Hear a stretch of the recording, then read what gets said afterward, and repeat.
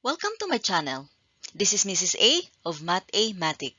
Kung bago ka lang sa channel ko, I just want you to know that I have series of videos for grade 7, grade 8, and grade 9 math.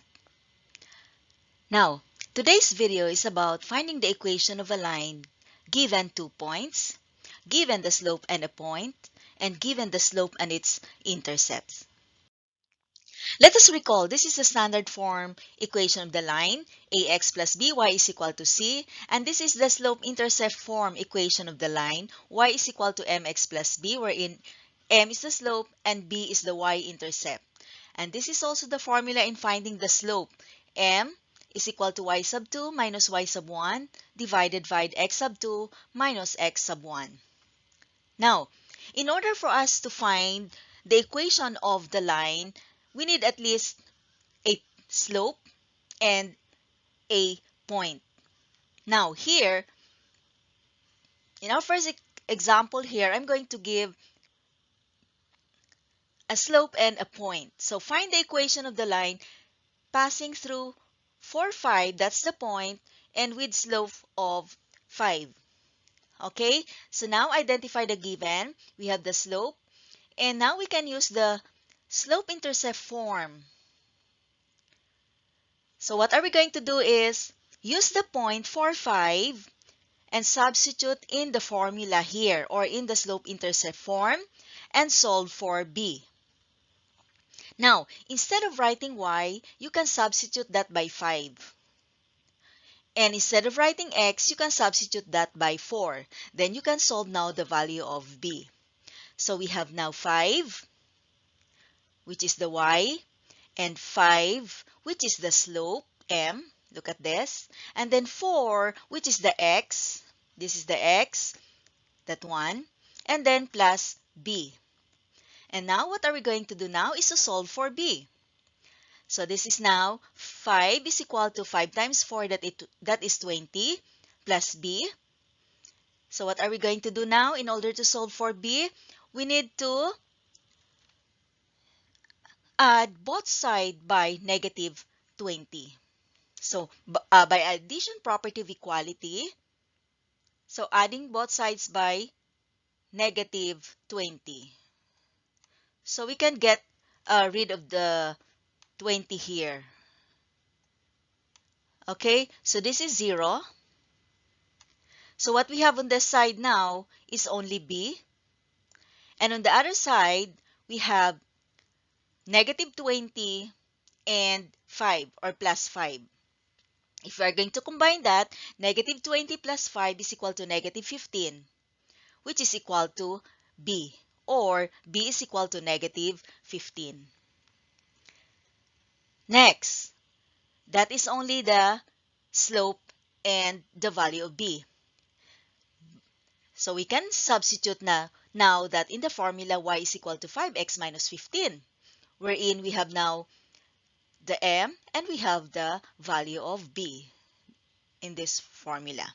So we have y is equal to 5x minus 15. And this is now the equation of the line in slope-intercept form.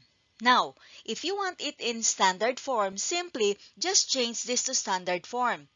So what are you going to do is, we are going to add negative 5x on both sides of the equation.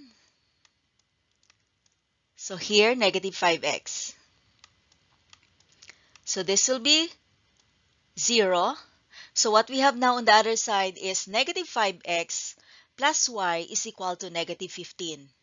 And then, of course, in the standard form, a is always positive here. You can just multiply by negative 1.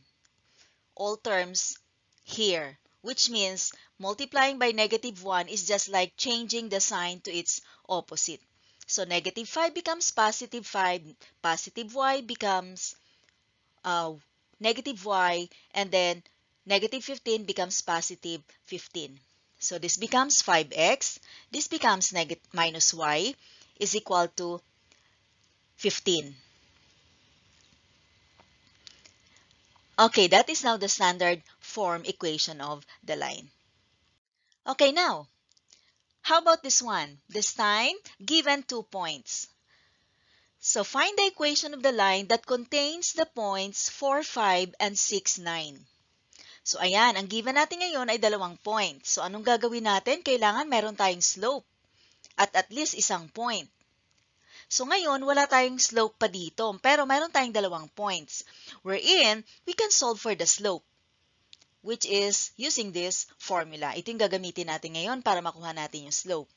So ngayon, so what we have now is this will be our second point and this will be our first point. So using this formula, 9 minus 5 divided by 6 minus 4. So 9 minus 5, that is 4. And then 6 minus 4, and that is 2. And now the slope is equal to 2. So we have now the slope. What we need is just 1 point. So we can use this one. The first point that we use here, you can use that as your point.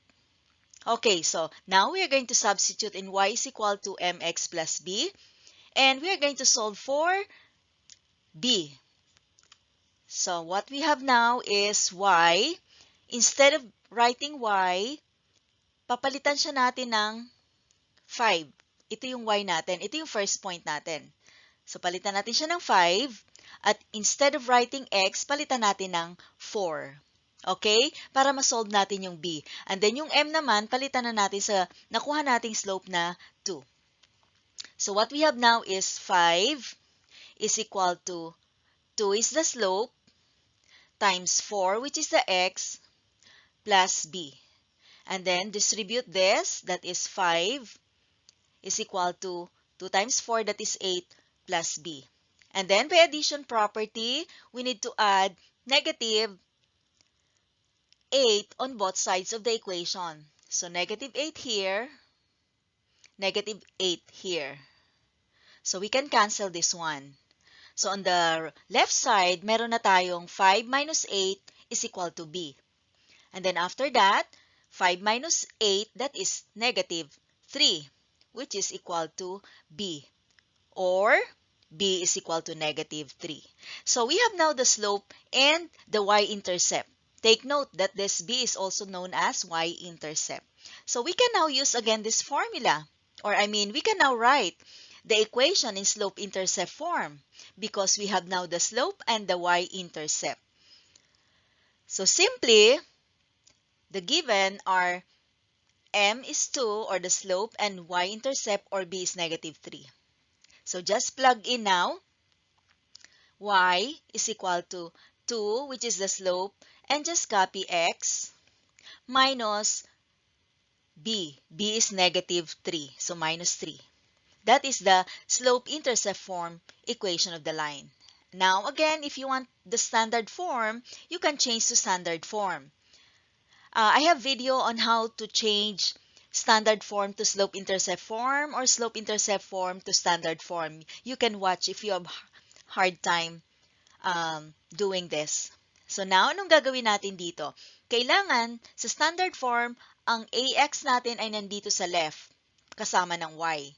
And dapat silang ang matitira dito or yung constant. So anong gagawin natin? Again, mag-add tayo ng negative 2x on both sides of the equation. So negative 2x here. Then this is 0. And then I'm just going to copy negative 2x. So that's why I have here negative 2x plus y is equal to negative 3. And then again, my a here is negative, so I can multiply this by negative 1, all terms. Okay, so it seems like just changing the sign. So this becomes positive if I'm going to multiply this by negative 1. Sorry. If I'm going to multiply this by negative 1, which means I'm just changing the sign.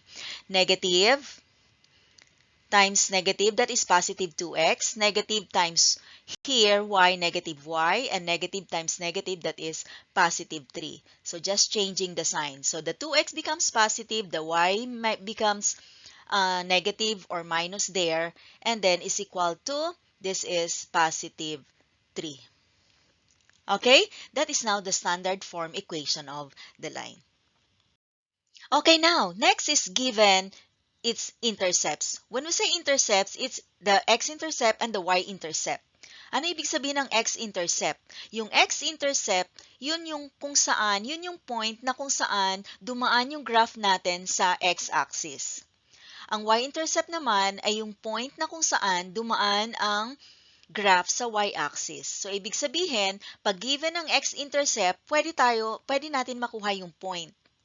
And ganun din sa y-intercept. So, sa x-intercept, ibig sabihin, 5 yung x natin, 0 yung y. At dito naman sa y-intercept, 0 yung x, negative 4 naman yung value ng y. So, ngayon, meron na tayong dalawang points. Kasi kailangan natin ng slope para makuha. Sa given natin, wala pa tayong slope. So, ngayon, pwede natin magamit ito to get the slope of the line. So, simply, negative 4 minus 0 and 0 minus 5. Using the formula, this one. Okay? So, remember that this negative 4 is also the same as letter B in the formula of slope-intercept form. And M, that is the slope. So, now we have negative 4 minus 0 and 0 minus 5. Here. Okay, and then that is equal to negative 4 over negative 5, which is negative divided by negative is positive 4 over 5. Okay, now, so meron na tayong slope at meron na tayong point. Meron pa tayong y-intercept. So, kahit alin dyan, pwede mong gamitin para ka na makabuo ng equation of the line. But now, ang gagamitin natin ay itong slope at yung y-intercept para mas madali. So, we have now the formula, the slope-intercept form, equation of the line, y is equal to mx plus b. Pwede ko na ngayon ipalit yung m or yung 4 over 5 sa m. Kukopyahin ko lang yung x at yung b, papalitan ko lang ng negative 4 because y-intercept or this b is the y-intercept. Same as that. So, that is now, yan, papalit na natin, plug in. So, y is equal to m, that is 4 over 5. Copy x, then the y-intercept or b is negative 4, so minus 4. Okay, so now that is the equation in slope-intercept form. Now, you want this equation in standard form.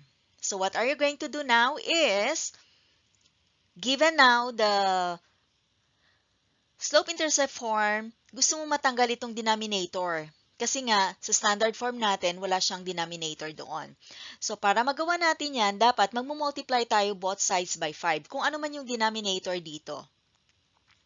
Okay? So, ayan na ngayon ang given natin. For 5x minus 4, multiply lang tayo ng 5. Okay? So, this is now becomes 5 times y, that is 5y. At ito, i-distribute natin. 5 times 4, 20 divided by 5 is equal to 4. Or simply, kakancel mo lang ito. Ayan, kasi magiging 1 yan. So, magiging 4x na lang ang matitira dito. Ito 5y, dito 4x, at dito naman, multiply mo rin sila dyan. Negative 4 times 5, that is 20. So, ayan, 5y is equal to 4x minus 20. Now, dito sa standard form, yung x natin dapat nasa left side. Okay? So, what are you going to do is, mag-add lang tayo ng negative 4x on both sides of the equation. Okay? Negative 4x here, negative 4x din sa kabilang side. Dapat kailangan parehong side para maging balance pa rin yung equation natin. So, ayan, magiging 0. So, ganun ang gagawin mo. In case na may gusto kang alisin na number, dapat or na term, dapat mag-add ka ng ka-opposites niya. Okay, so now, kukupihin ko na lang itong negative 4x dito. So, ayan na siya. Plus 5y is equal to negative 20. Ito natanggal na. Now, again, negative ang ating a dito sa standard form natin, positive. So, magmumultiply lang tayo both sides by negative 1. So, negative 1 times negative 4x, that is positive 4x. So, para ka lang nag-change ng sign ng bawat term. Multiplying by negative 1. Kasi 'di ba pag nagmo-multiply tayo, pag pareho ang sign, nagiging positive ang sagot. Pag hindi pareho ang sign, negative ang sagot. So dito, -1 times -4, that is positive 4x. Then -1 times 5, which is positive, it becomes -5y, which is equal to -1 times -20, that is positive 20. So that is now the standard equation of the line. Okay, so that's all for today. Thank you for watching and see you on the next one. Bye-bye. Please don't forget to subscribe.